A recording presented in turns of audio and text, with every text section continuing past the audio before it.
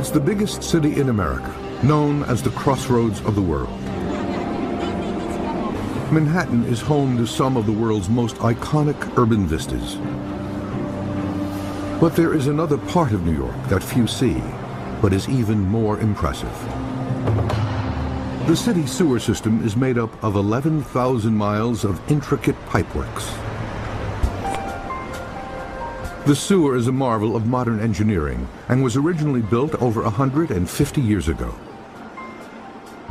The city spends over $260 million a year to keep it functioning. This subterranean world is also the birthplace of urban legends. And the most famous of all is that of the sewer gator. This has been an ongoing phenomena since the 1930s. If you've seen him in a dead end and you're heading towards a dead end, your best bet is don't go any further. My God, what if I had walked into the kitchen in the dark to get a glass of water? That could have been, it could have been killed. I was attacked by an alligator with no warning whatsoever and crystal clear water. Eyewitnesses describe alligators 14 feet long and weighing over 1,000 pounds. This apex predator's powerful jaws can crush bones. This resilient monster is known to thrive in the world's most inhospitable areas. The New York City sewage system, which processes 9 million gallons of waste weekly, would fit that description. Most residents think gators in the sewer system are a myth, but the legend is based on historical facts. Alligators in the sewer is definitely a true story. Cryptozoologist Lauren Coleman has been studying this phenomenon for 25 years. In 1935, for instance, the New York Times published an article, a rather long article, talking about a group of boys who had, with shovels, found that they were able to pull an alligator out of a sewer. 3 Harlem teenagers were shoveling snow into a manhole when one of them saw something large swimming in the waters below. They managed to pull an 8-foot alligator out of the sewer drain using a clothesline. When the animal snapped its huge jaws at them, the frightened boys beat it to death with their shovels. It was not the first gator found in New York. Reports had been coming in for several years, but the 8-foot rogue was the biggest ever recorded at that time. Boss, I'm telling you, there's an alligator down there about 12 foot long. By 1935, the reports to New York's superintendent of sewers finally reached a level that had to be addressed. Teddy May was the man in charge of the department. His workers were saying they were seeing alligators in the sewers. He didn't believe them. Boss, I hadn't been drinking, I swear to God. There's an alligator out there. He thought they were drinking whiskey and really playing games on it. May decided to check for himself. He wanted to prove that his workers had been up to no good. But when he did find several alligators, he vowed to do something about it. Yeah, boys, we're gonna have to do something.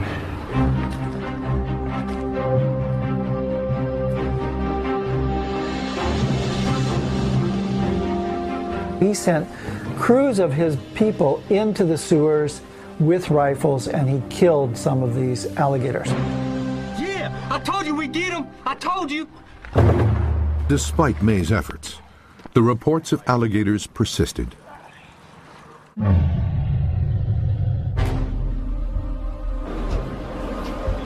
Think it would be pretty difficult for it to survive down there? Jason Simonelli is a district supervisor with the Department of Environmental Protection. He's been overseeing parts of the New York sewers for the last 20 years. There's a lot of dangerous gases down there that could knock you unconscious. It's all discharged from houses. It's very warm. It's dark. It's wet. It's not, nothing you want to be staying in too long. The department, which is responsible for the sewage system, denies there's any truth to the legend. An alligator living in a sewer? You know, I've never seen one, and I've been looked in plenty. What we're finding from the Department of Sewers in New York nowadays is that all reports that are coming in are silenced. It's really unknown why the Department of Environment puts the clamps on these reports. The speculation is really in two areas.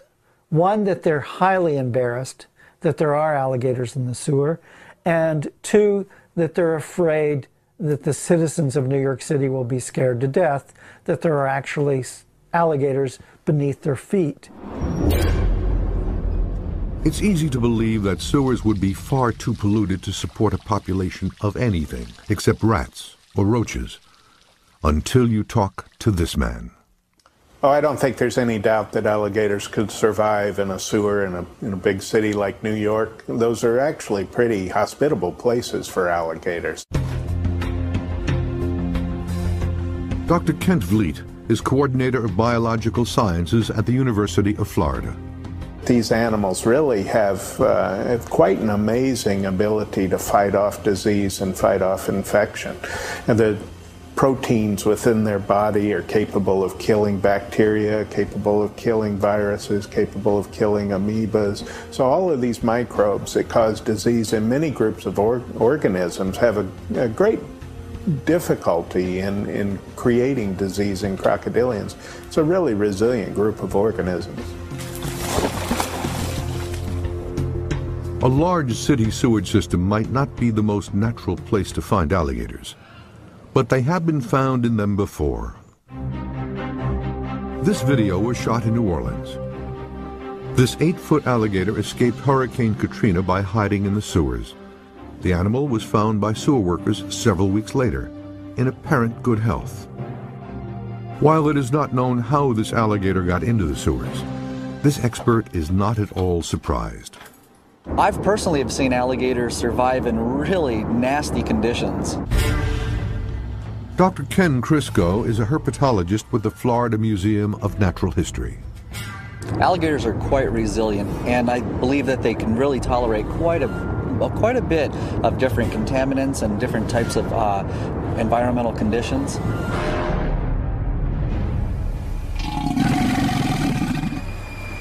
Monster Quest will mount an expedition in search of evidence of these elusive gators below the streets of New York City. The team will deploy a unique set of robotic cameras for the search.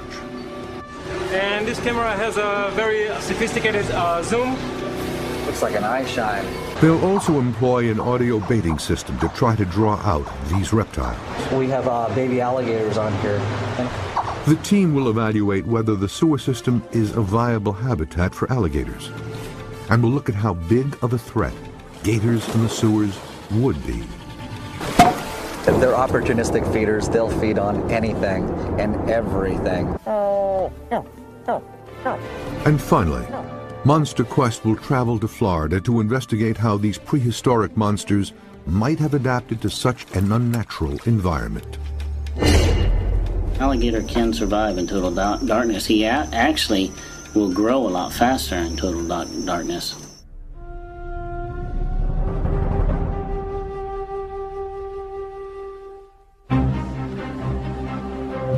The expedition starts in New York with Dr. Ken Crisco teaming up with an underground expert. Plan tonight is to go look for some alligators in the sewers of New York. Moses Gates, an urban planner, is also a renowned New York City underground explorer. He's been venturing into the city sewers for 10 years and knows the dangers involved. You definitely have to have an air meter with you. You have to monitor your oxygen. You have to monitor any other toxic gases that may be the result of being in a sewer or inside of the combined system.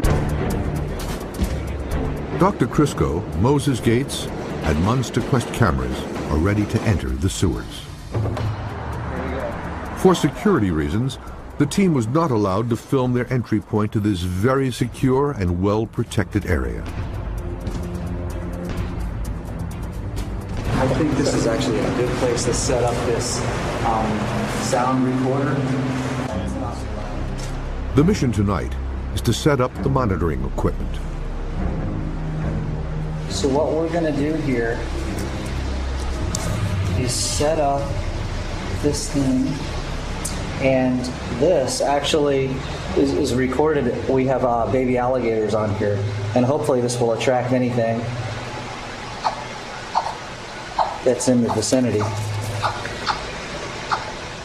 The male alligator is known to eat its young, so they'll be drawn to the quick and easy meal. The female gator would respond maternally, with an instinct to protect. Okay, I'm just going to set it like that. The team also installs an infrared motion-activated camera to capture any activity. And there it goes. So there you go. Now I'm just going to set it down, and I'm going to face it the other way here.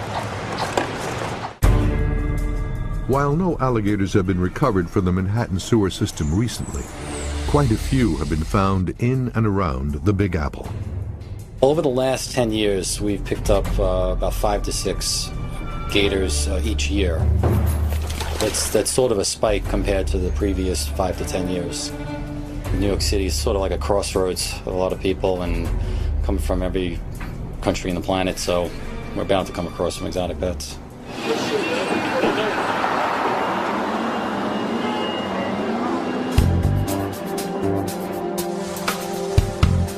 The team's audio baiting system and camera systems are in place, 20 feet below the streets of Manhattan. Dr. Crisco leads the team to the borough of Queens to meet up with the New York City Pipe Inspection Squad. They're equipped with some cutting-edge hardware. This camera can go up to 400-inch pipe sewer lines. We have extra lights because it's very, very dark in there. Also, this head can turn 360 degrees. And also can go up and down in case of water, if we have water inside the sewer. The camera they use was originally designed for surgery and internal medical examinations. It provides high-quality pictures and can monitor humidity and ambient temperature. The camera is mounted on a remote-operated vehicle called the Mudmaster. With its 8 high-traction wheels, it can get through some of the toughest terrain that the sewers can offer.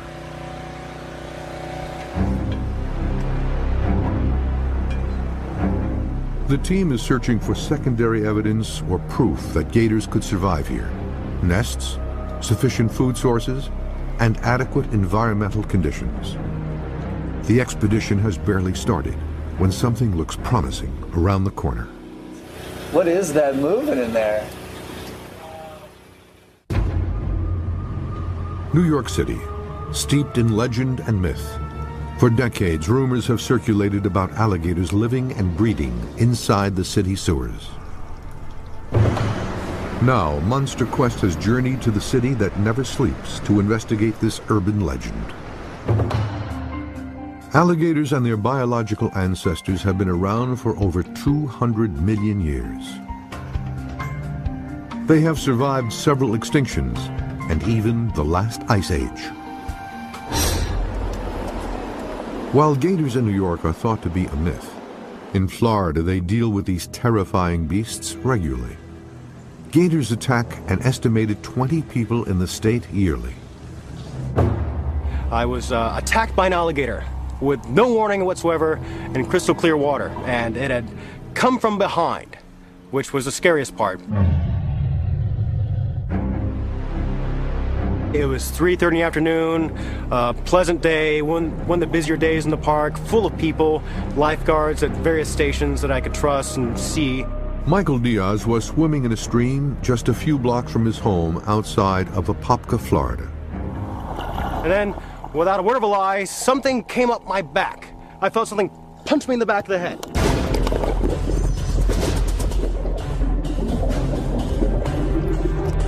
And so I was pushed underwater by this thing. I presume it was a person.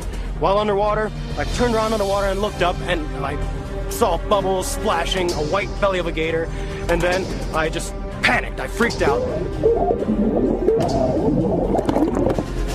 And being waist-deep water, I just stripped the water, whipped up my back, and started swinging and punching at the gator, trying to defend my life and make sure I wasn't bitten anymore. I just didn't want to be bitten anymore.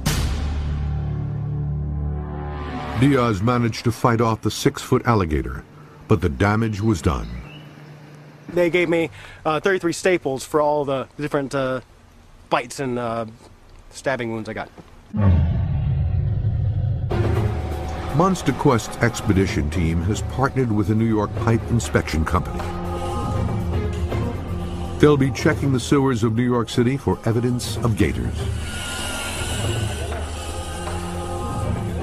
Team leader Dr. Ken Crisco has decided to explore a main combined sewer drain that's running parallel to a small lake in Queens. Certainly an alligator would have no problem at all living around here. When you have cover, you have a lot of vegetation, you have obviously a lot of birds as a potential food source. There could be one out here right now, basking, because it's nice and sunny this morning. Mainly we see water bugs, we see rats, we see raccoons sometimes, and they also attack the camera, which is very funny. The sewer inspection team, led by Foreman Pini Alon, is always on the lookout for the unexpected. The weirdest thing that we find is human remains, and at the beginning it's very shocking. And in that case, we need to call the police, and they come here and basically they take over.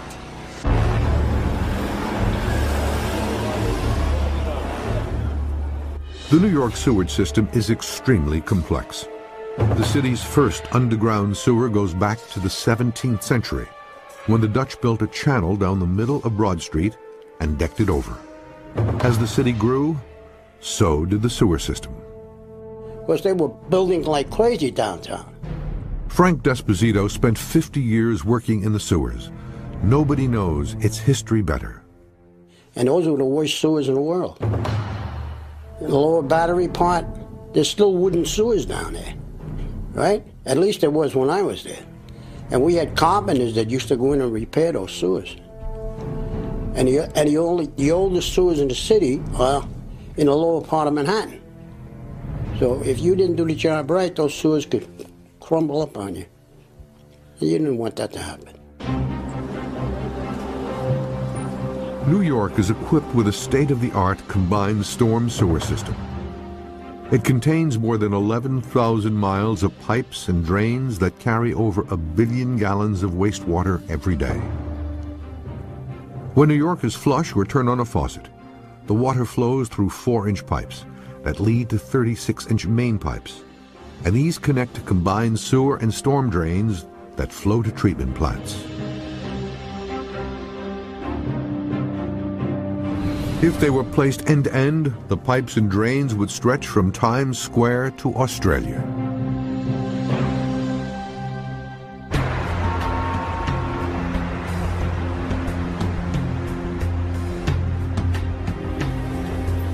The team lowers a remote-controlled vehicle with a camera attached into the sewer. It is linked by cable to a computer inside the truck. It can go up to 1,000 feet in any direction. We have some good debris down there. I haven't seen any potential food or anything. The robot cam is equipped with 7 powerful lights, giving the sensitive camera enough light to be able to capture high-quality video footage in an otherwise pitch-black environment. What's the width of the sewer system here? I was down there 15 feet. 15 feet, wow. It's really big then. You see there's quite a few insects in front of the lens. Small alligators will snap them up. The fact that no natural light reaches the sewers might pose problems. It has been said that alligators wouldn't be able to survive without direct sunlight.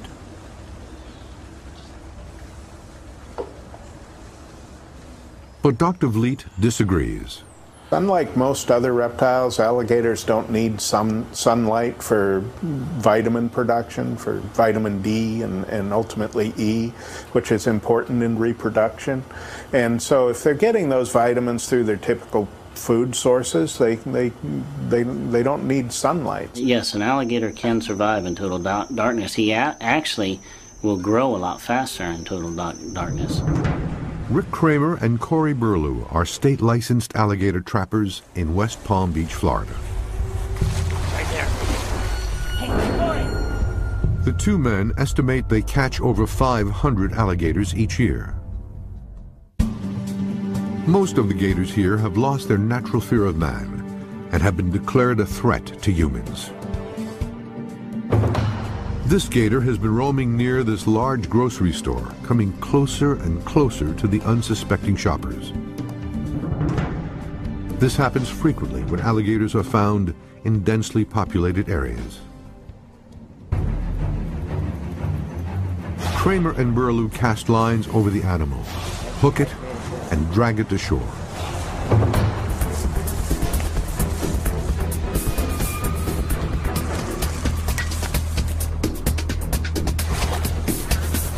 Burlew steps knee-deep in the water, inches from the predator and his snapping jaws. He manages to get a rope around the gator's neck.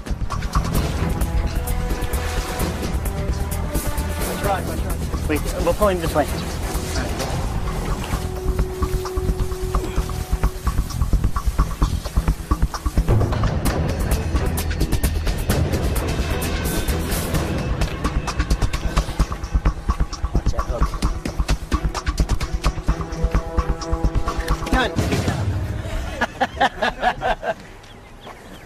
Was that 8 seconds or less?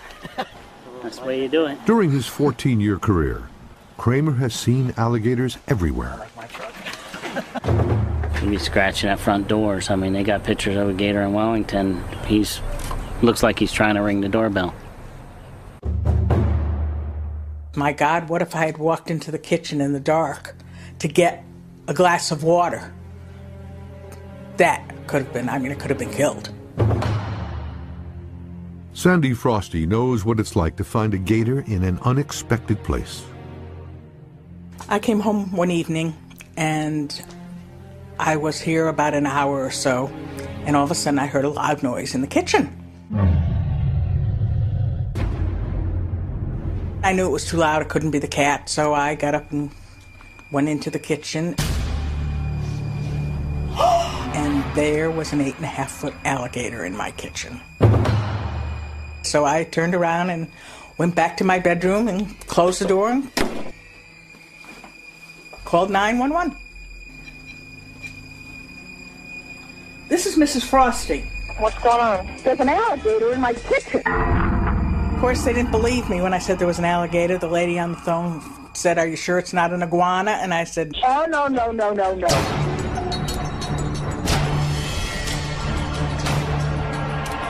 The gator got inside by breaking through a screen door. He was apparently trying to get at Poe, the family cat. Sandy is lucky. A mature alligator this size could easily have killed her. I seen a gator break loose one time, and he was about a 10-foot alligator, and none of his tail touched the ground when he was going after it. And it's enough to scare you, I can tell you that. You don't want something like that coming at you. An alligator at full speed can travel 27 miles per hour. That, combined with an average weight of 450 pounds, makes for a dangerous predator.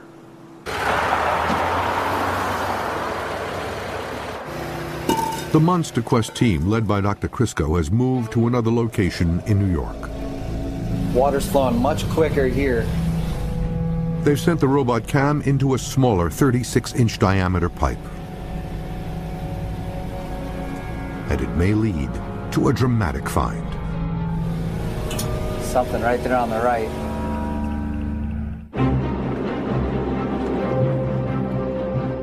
Monster Quest is in New York City to investigate one of its oldest urban legends, finding out whether alligators live in the sewers beneath these streets.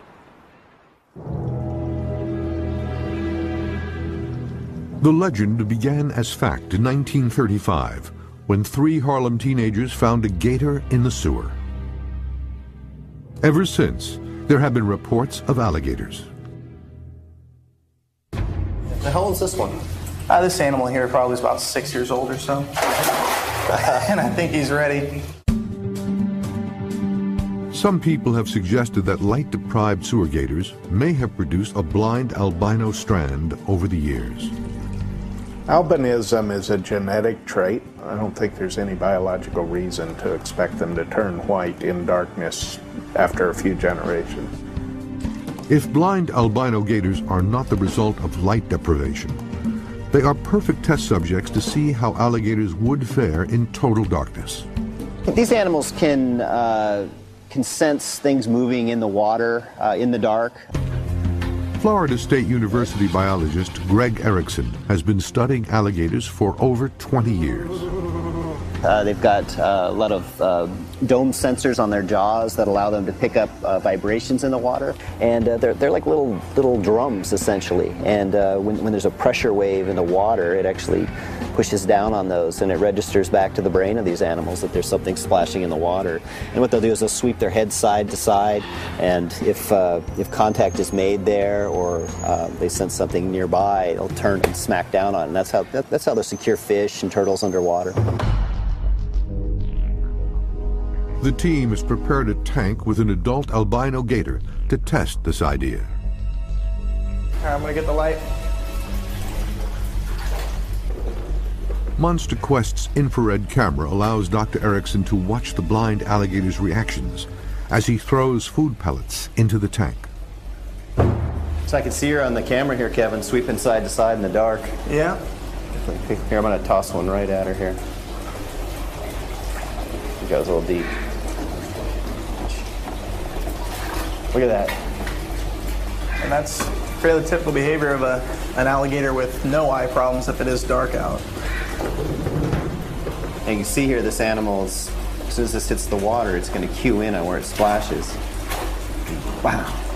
Turn right on it. And this animal's almost blind. Most of these older albinos like this can't see anyway. They lose their eyesight as they get older. And of course, with the lights out like this, I suspect this animal is literally blind. We do have quite a bit of experience of alligators living under almost total darkness virtually all the time.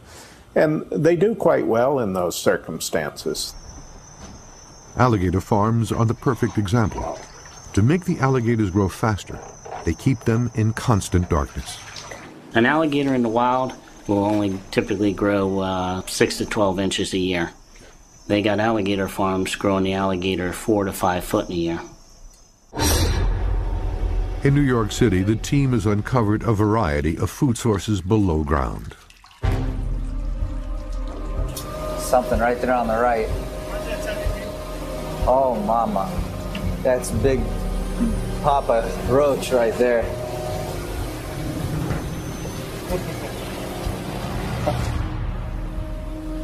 I hate roaches. Probably 2-3 ounces a piece. The alligator, even large alligators will eat insects, especially that large. Looks like there's plenty of them too. And the roaches are not alone. Oh, look, there are worms in there. And those earthworms would be a great food source for alligators. So in this sewer system, we're seeing a lot more potential prey for an alligator for sure. Hungry gators could also rely on the estimated 10 million rats that plague New York City. If you go down to the meat factories, where the blood and everything is coming through the sewers, they got rats down there that are monsters. Alligators, pretty much, they're opportunistic feeders. It could be fluttering at the surface of the water, or it could be just sitting there. They'll eat dead things as well. In fact, they'll eat trash, debris. Really, it doesn't matter. While there are evident food sources, there would be other challenges for a gator living under New York City. The borderline of the waterways that they can go into seem to be dictated by freezing conditions. If you have an environment where the water freezes over, that seems to be the limit for these animals. But I don't think these animals could be sustained long term in a New York sewer system. The average winter temperature in New York City is 32 degrees. But underground, it's a whole different world. Most of the time, it's warmer water coming into the sewer system, and then we have Con Edison has steam that dumps their traps. They release steam into the city sewers, which really elevates the temperature to, it's degree-wise, could be pretty hot. You can actually get burned. For alligators to survive long term, they would need an environment that can reach 95 degrees Fahrenheit. I'd like to know what the temperature is as well down in here. It'd be really neat. 69%. Wow, 97. They would thrive They would do very well in conditions like this. And those conditions can be found year-round in the sewers. In the winter, it was the warmest place in the world. And in the summer, it was the coolest place in the world. So it was fairly good to go down into the system. For a gator population to thrive, they would also need to reproduce. Alligator egg incubation is thermoregulated, meaning eggs kept between 86 and 93 degrees would produce both male and female hatchlings. If it's too cold, the hatchlings would be mostly females. I think the problem with a sewer setting for these animals is that they require the laying of eggs up on land. They'll build vegetative nests with dirt in them, and that's where they'll lay their eggs. I can't imagine you're going to find a similar situation in a sewer. But Dr. Vliet is more optimistic than his colleague. If there were pairs of animals there in some sheltered area in a sewer system, they probably could find enough sufficient material to construct a nest and produce babies. If two alligators managed to reproduce here, the New York City sewer gator population could explode. Females lay up to 50 eggs each year. If only half survived, a population of 4,000 could exist in only 3 years. If it starts moving, I think that's a positive. Monster Quest has journeyed to New York City to try to find evidence of gators living in its sewers. Dr. Ken Crisco has set up a baiting call transmitter, hoping to lure a sewer gator to a camera trap. While this call doesn't sound very dramatic, it's a gator magnet. The team tested this baiting call in Florida. The instant this gator hears the call, he rushes to it.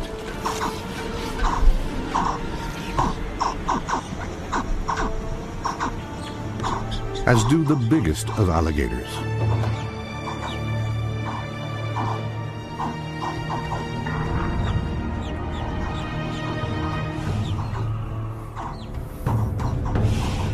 If anything like this monster comes towards Dr. Crisco and his crew, the motion-activated infrared camera will photograph it. There have been alligators found in the New York City sewer system before, but if their food supply is threatened, they could be a big threat to humans. They might then start deciding they want to go from eating rats to small dogs to maybe even the occasional homeless person.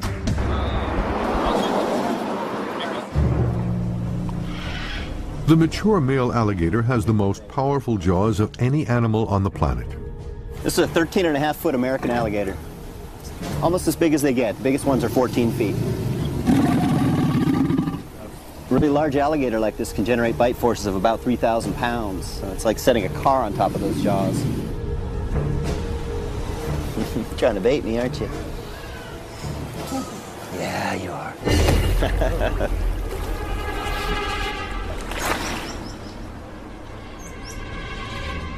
Dr. Greg Erickson has devised a method to measure the strength of an alligator bite. He will strap down a live alligator to this board and have it bite down on a measuring device. But first, they must catch the alligator.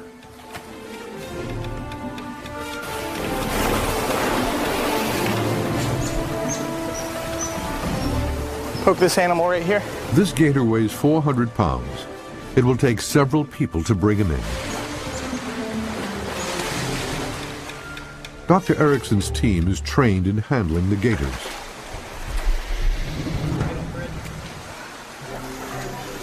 All right, ready? 1, 2, 3, go. With these apex predators, any mistake could be fatal. Dr. Erickson rushes to tie the animal down.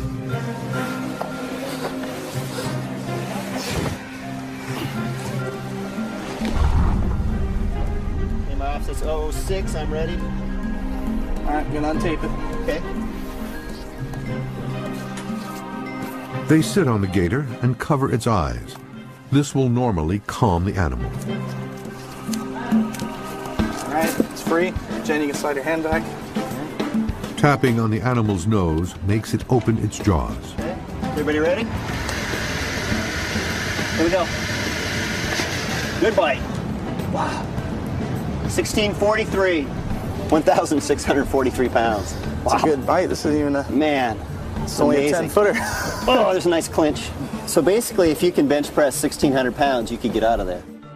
You know, this is what these animals do. They seize a prey item and they hold on. And what we found is they can hold like this for up to 20 minutes. They'll let off their bite forces to about 200 pounds or so, just enough to keep the teeth sunk in. But if you move in any extent like that, it'll pump right up there into 1,400 pounds just on that little bite right there. So what they're doing is they're reasserting their control over whatever they've got. Now this animal is bitten into a leather padded bite meter, so it probably thinks that it's actually gotten a hold of me. It'd be my guess, because it's a very natural feeling object that it's bitten into, and so it just doesn't want to let go here. This is part of the way this animal's defending itself. But this is also how these animals prey. They'll bite into, say, a large prey item like a deer. They'll hold on. They'll try to work the animal into the water where it can drown it. And like I said, they can hold like this for up to 20 minutes, and they can re-register almost the full bite force from a dead stop, just like this. So we'll try to work this out of here. I bet we'll get another. The prospect of an animal like this on the loose below New York City is a terrifying one. 1,600 pounds right there. It's a one-way street with these animals. I mean, once they have gotten a grip on you, you're basically not getting out unless it decides to let you go. The Monster Quest expedition team, led by alligator expert Dr. Ken Crisco, is preparing to explore the New York City sewers. The only real way to know is to go see for yourself. The team will join urban explorer Moses Gates and look for signs of sewer gators. Watch out! Monster Quest has ventured beneath New York City to search for the existence of alligators living in its sewers. Since 1935, when an 8-foot alligator appeared in Harlem, reports of rogue animals roaming the warm and wet sewers have persisted. This man is a herpetologist from Florida searching for alligators in the sewers of New York City. This man is a leading expert on alligators. He believes alligators could easily live and even reproduce inside the New York sewers. This biologist has developed tools to measure alligator bite force. And this man works every day in the New York sewers, but has never seen an alligator. Dr. Ken Crisco is in the New York sewers with urban explorer Moses Gates, looking for signs of sewer gators. Oh yeah, we got some goodies up here. Let's check this out. Looks like slugs. Look at all the slugs. And they'll eat them up for sure. Look at that. Big slugs here. So they're really all around us. So there's definitely quite a lot of animal material for them to eat. The team comes up to a smaller pipe coming from a residential neighborhood. Is that active sewage? Oh yeah, wow, that is absolutely sewage. Good stuff. This is the same kind of sanitary pipe where swarms of alligators were reported in 1935.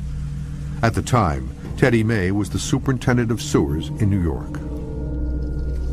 Teddy was hired by the city to make sewer maps. I think that was his main job. Teddy was Frank's first boss at the Department of Environmental Protection. You could say anything about the guy, but the guy was a hell of a good guy. While May and Esposito never discussed the gator legend, Frank has a theory about it. Well, he didn't want anybody to go down the sewers.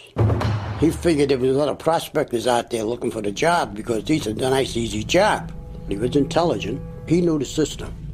Cryptozoologist Lauren Coleman believes anyone associated with New York's Department of Environmental Protection is involved in a well-orchestrated cover-up. I would get letters from people that said they used to work for New York City and they had visited a very closed museum that the Department of Environment kept, in which they put in that museum things they found in the sewers, and one of the things that they have in that museum was supposedly alligators. What's that? What is that we hear back there? Dr. Crisco and his team are inspecting the sewers, looking for gators. Well, I see a lot of debris in here. This is a little bit deeper water here. There's an earthworm. The sewers hold many dangers. The biggest thing you have to worry about is you have to make sure it's not raining. Even just a little drizzle, it's not just the little drizzle for where you are, it's the little drizzle for an area of acres.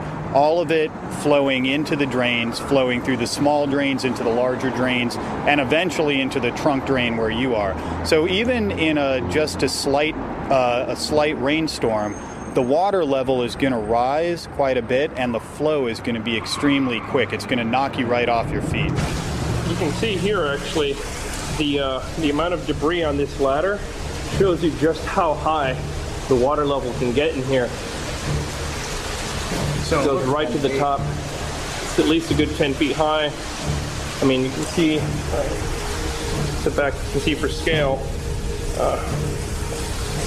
it's a good height up. And that debris goes all the way up, which means that at some point the water's gotten at least that high into here. Amazing. The team searches for several hours and finds more of the same. Lots of potential food sources, relatively clear waters, warmth, and lots of debris that could be used to build gator nests. But there is still a lot of disagreement between experts. I don't believe these animals could live in New York sewers over long term. It's just, it's not their native realm. I don't think all the requirements that these animals need would be available year round. Well, I've seen them live in a lot worse conditions than this. There's always a chance there could be some alligators, but it'd probably be somebody dumping them there, and I don't think they could really exist year round in the sewer system. It's just not their environment. The Monster Quest team has proved there is enough food, water, shelter, and warmth to sustain alligator life. While the camera traps didn't record anything, a few days after the expedition, sewer inspection specialist Pini Alon recorded this video in a sewer just north of Manhattan.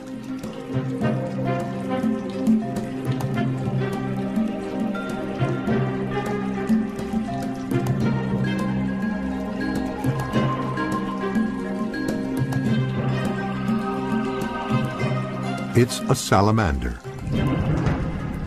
This is an amphibian normally found in wetlands, not in large city sewers. It's shocking to me how many alligators and other crocodilians show up in places they aren't supposed to be.